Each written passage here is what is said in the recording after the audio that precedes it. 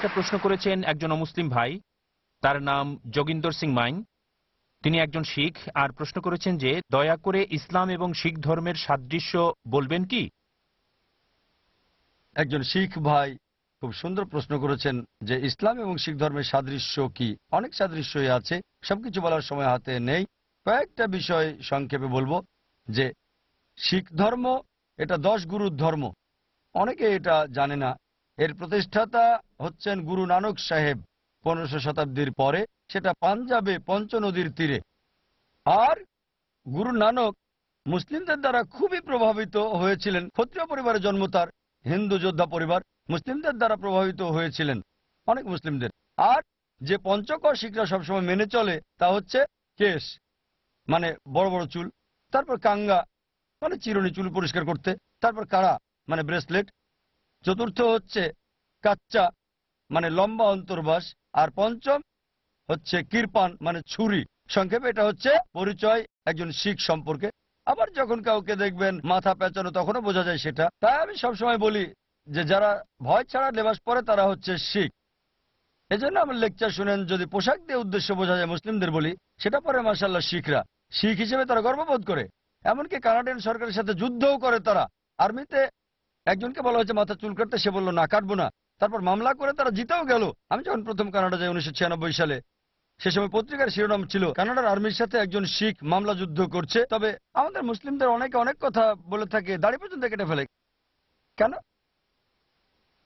এবার ইসলাম এবং শিখ ধর্মের সাদৃশ্যগুলোতে আসি। শিখদের পবিত্র গ্রন্থ হচ্ছে গুরু গ্রন্থ বা আদি গ্রন্থ। যদি এই আদি গ্রন্থের প্রথম অধ্যায় পড়েন, ভলিউম 1 অধ্যায় 1 অনুচ্ছেদ 1 হচ্ছে জাপুজি। এতে বলা হয়েছে সর্বশক্ত ঈশ্বরকে বলা হয়ে থাকে সত্য। তিনি হলেন সত্য। কেউ জন্ম দেয়নি ভয়হীন, কাউকে জন্ম দেননি। তিনি অভাব এবং ভয়ভীতি মুক্ত। যদি ভালো করে দেখেন তিনি এক, কেউ জন্ম দেননি, তিনি স্রষ্টা। এটা আমাদের কোরআনের সূরা ইখলাসের অনুরূপ। অধ্যায় 112 আয়াত 1 থেকে 4 বলা হয়েছে বলো তিনি আল্লাহ এক এবং অদ্বিতীয়, আল্লাহ স্বয়ং সম্পূর্ণ চিরস্থায়ী। তিনি কাউকে জন্ম দেননি, কেউ তাকে জন্ম দেয়নি। ওয়ালাম ইয়াকুল্লাহু কুফুয়ান আহাদ, তার মতো কিছুই নাই।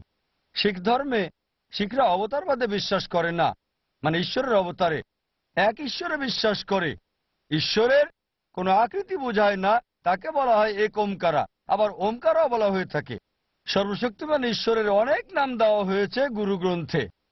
তাদের মধ্যে হচ্ছে তাকে বলা হয় কর্তার মানে স্রষ্টা, আর আরবি করলে হয় খালিক। তাকে বলা হয় পরওয়ারদিগার লালনকারী, আরবি হচ্ছে রব। তাকে বলা হয় প্রভু মানে রব। তাকে বলা হয় করিম মানে দয়ালু। তাকে বলা হয় রহিম উপকারী।